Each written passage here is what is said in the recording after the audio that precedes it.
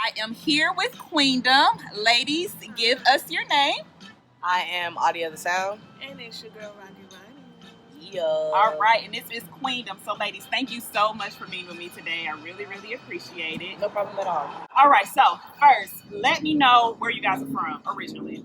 We're both from Atlanta. She's from the South Side, I'm from the East Side. Okay, so we're on the East Side. This is considered the East Side, right? This is more East Atlanta. Yeah, I'm from College Park. Okay. Oh, one of my good friends is from College Park. Oh, and she. Oh yes, and she was like, "I'm not from Atlanta. I'm from College Park," and she is very clear about that. So, with you being from East Atlanta, you being from College Park, how did y'all meet? We met at Georgia State. We Yeah. both went to Georgia State. We met at a mutual friend's house.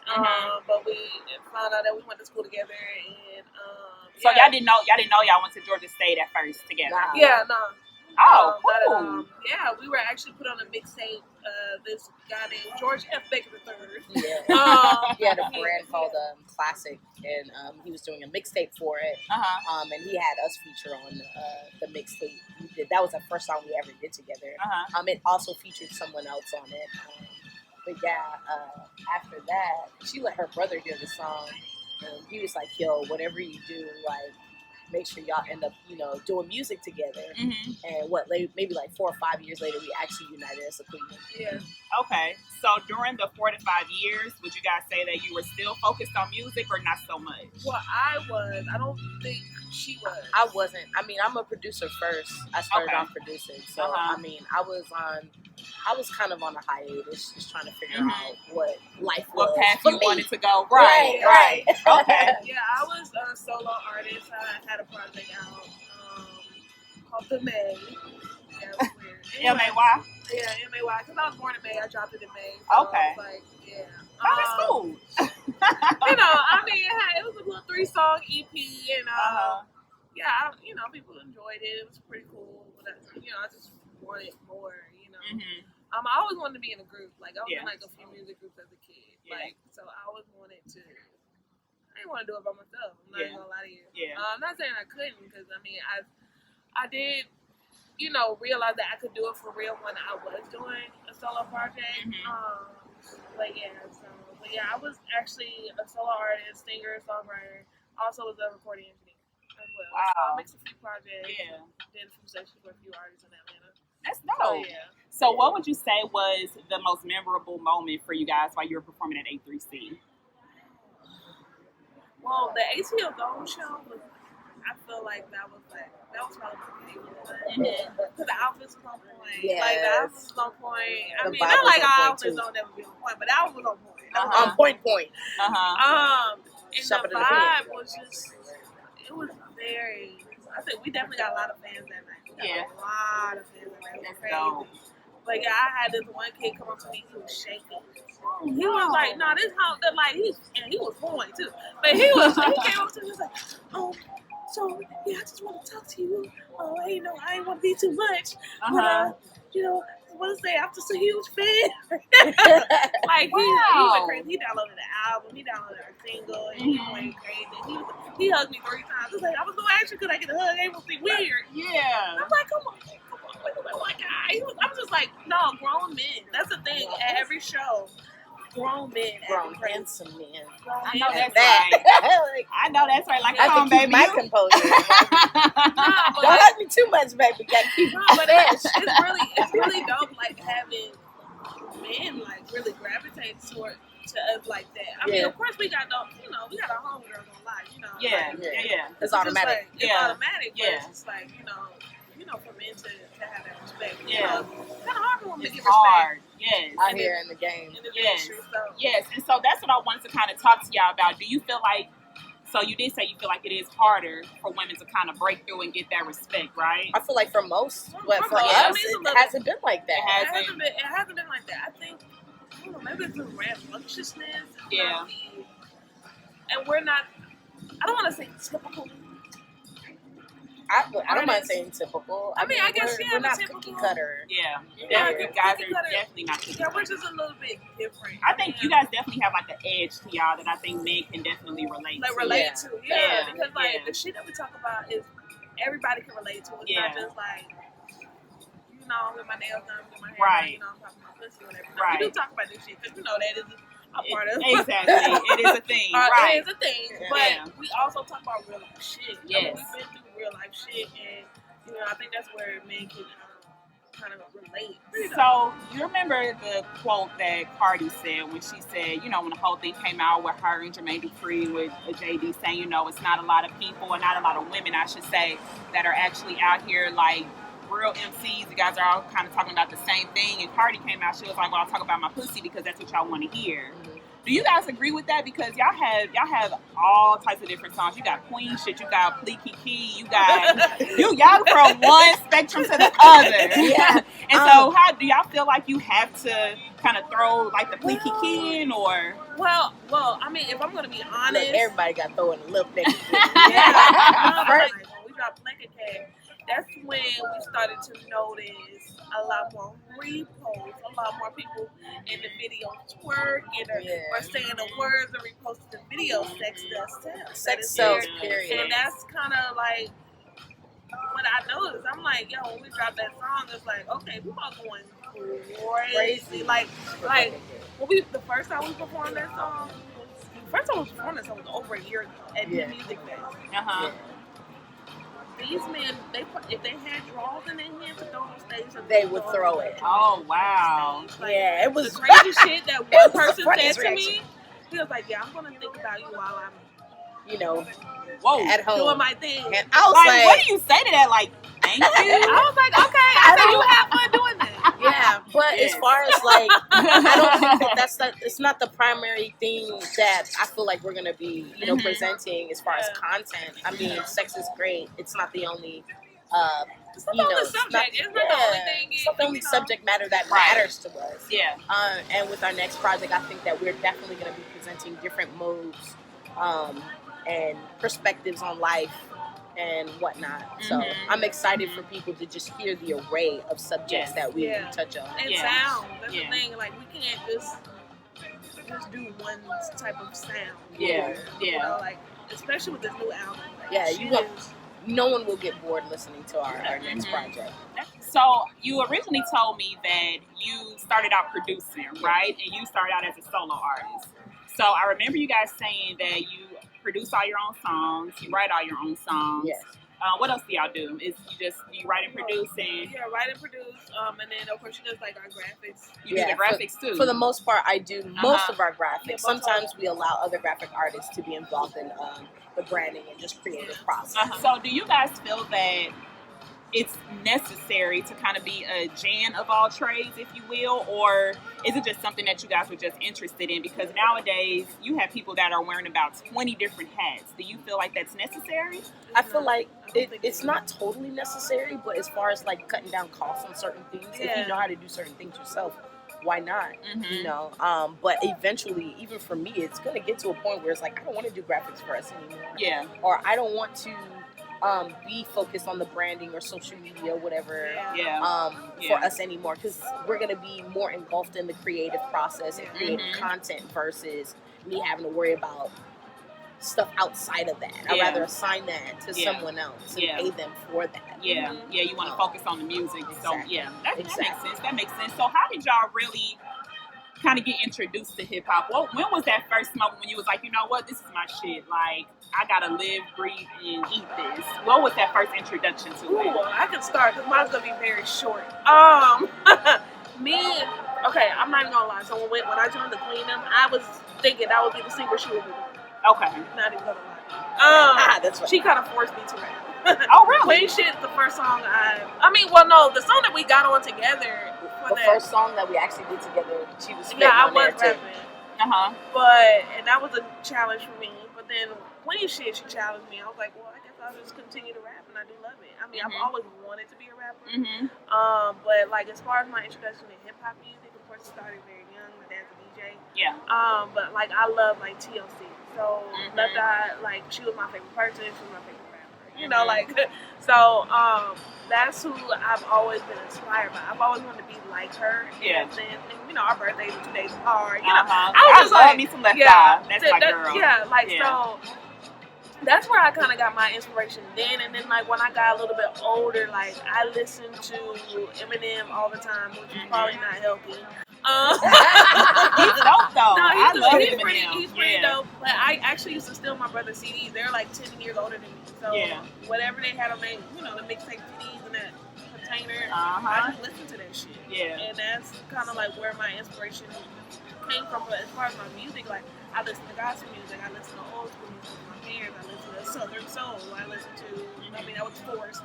I listen to R&B, like, so because my dad's a DJ, because my mama sings all the time, like, I was just kind of engulfed in, I think because of family, mainly, because my dad kind of influenced my, my music. For me, my sister is actually, like, the sole, like, inspiration for like my quest in music.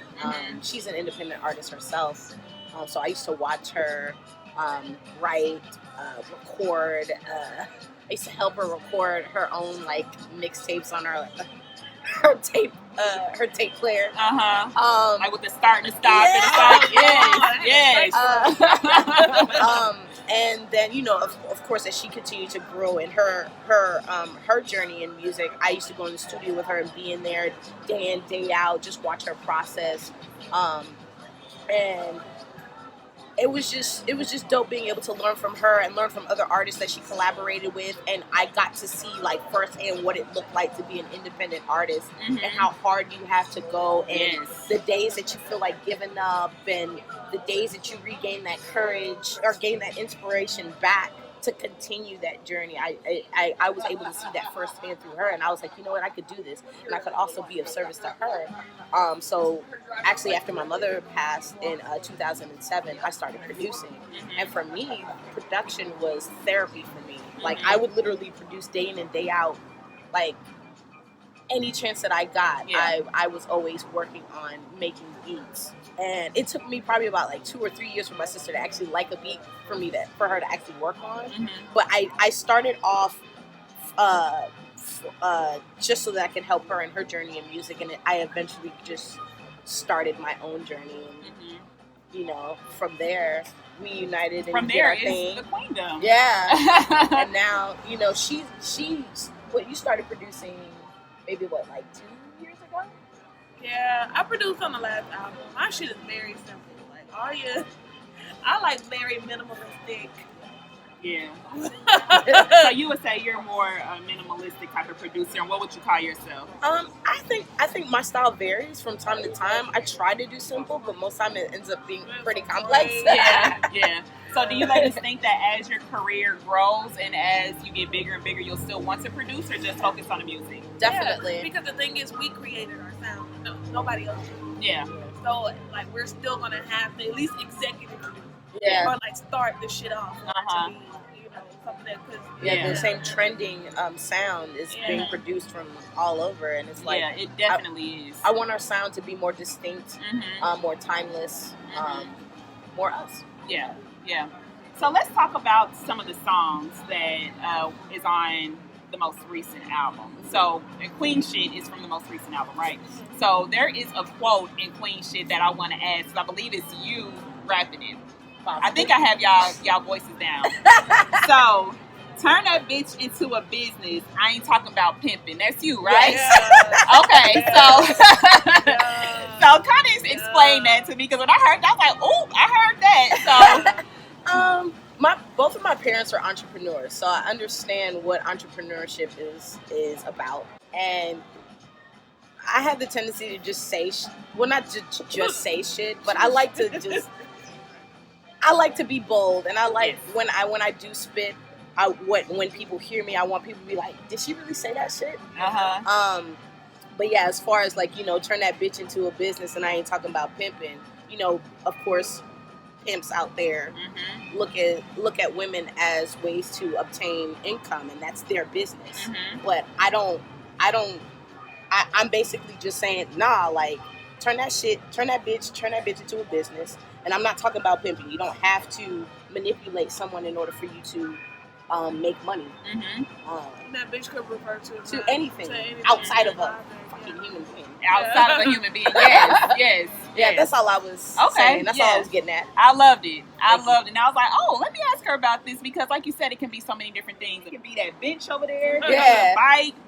So what you're saying is whatever it is that you have an interest in, turn it into a business and not actually have a human being on the street. On the stroll, yes. Pussy for money. Exactly. Love it. Right. So a quote that you had in the song was, all hail to the queens, it's our time.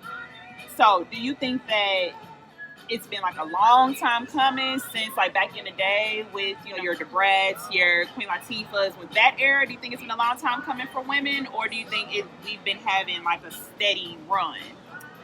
Ooh, it definitely has, I don't think it's been steady. It definitely hasn't been steady. It's been very choppy. Yeah, it's been very choppy, and it's still scarce a little bit. Yeah. Well, I mean, you know, they're coming out about a lot more now, but they're kind of still in the same bubble. Mm-hmm. But it's like, okay, well, what about, you know, like those hardcore rappers, like that go to fuck in all the time, like, you know, and they're women, you know. So it's kind of like, it is that time to just come out and say what the fuck we want. No, we ain't got to pop up with you. No, we ain't got to talk about this shit on top. Now, we will. But I'm just saying, like, that don't have to be the primary thing, you know. And why not just come up with some, you know, some crazy legendary shit. You know, like, you know, you got Outkast, legendary as fuck. I mean, I think Earth Gang on it with legendary as fuck. You don't really hear about like a hip hop women duo. Nope. Yeah. Not nowadays. You don't. Doing crazy shit, being legendary as fuck. Yeah. So outside of like Leaky King and Queen shit, you guys also had some other songs that is kind of on the vibe of like relationships. So so is that from personal experience? Yeah, definitely.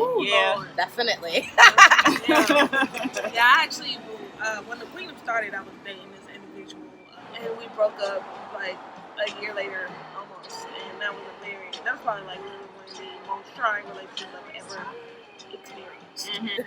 I didn't know what the hell to do. Drink, smoke, and make music.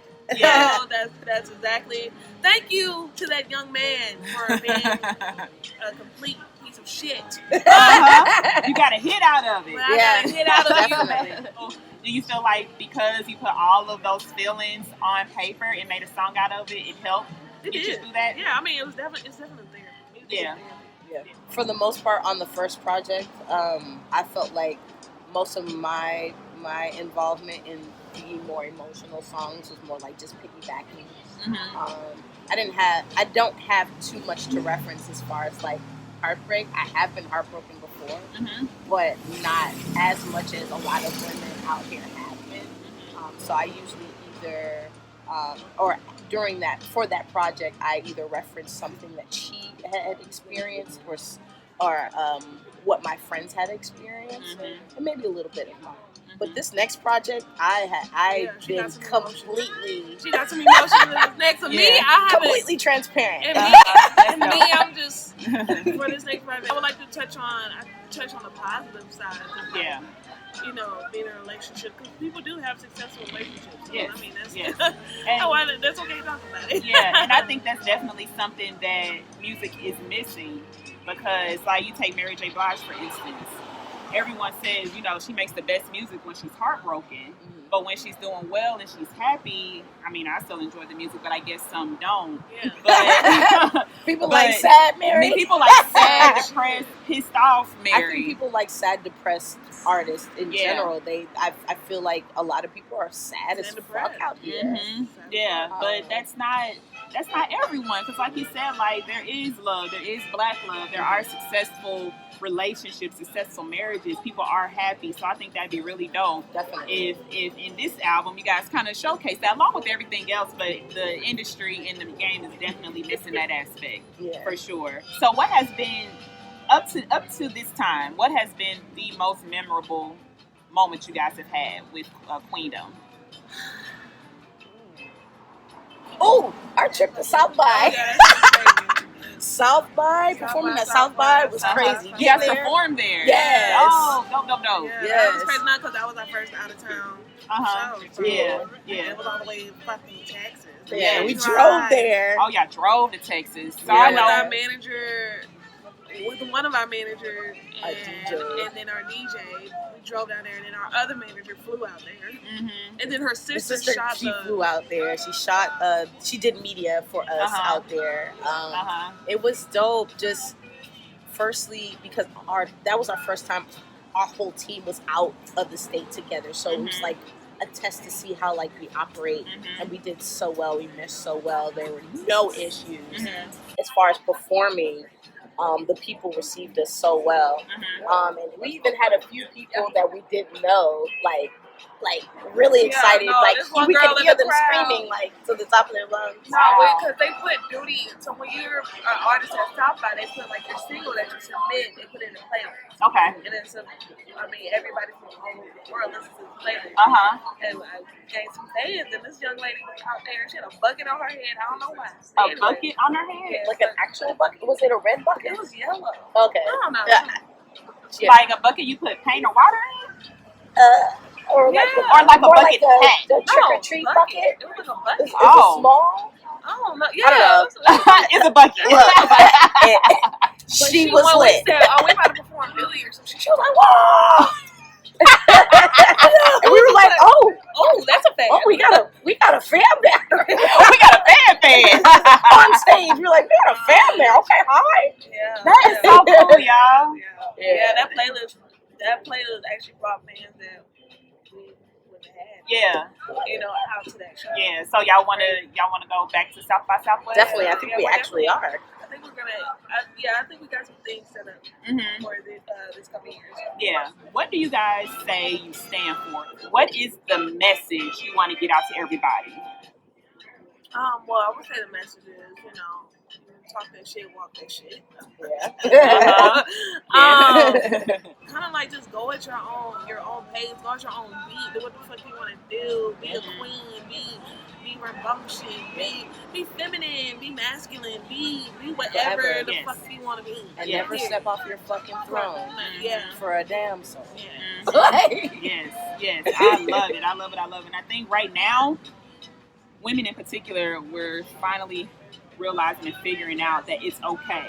Like everything you guys just said, it's okay to not be based off of a certain gender. It's okay to be different. It's okay to be whoever you are. Just be that authentic person. And I think you guys showcase that very, very well. Don't stop because y'all don't. We're not. This is it. This feels right. This is probably being a part of the Queendom has definitely been the most dedicated I've ever been to anything. Yeah, me too. In my life. Oh, Southern Soul, okay. He ain't playing. Right. But yeah, the Queendom has definitely been something that has been the most, I've been the most dedicated to the Queendom. Yeah. Compared to anything in my life. And I will continue to be that. Yeah. Well, thank you so much for taking the time to interview with me. No problem at all. I definitely appreciate it and much success. I know y'all not going nowhere. I'm going to see y'all. Y'all going up to the top. I'm going to see y'all and I'm going to be right there rooting. Yeah, thank you. So thank y'all.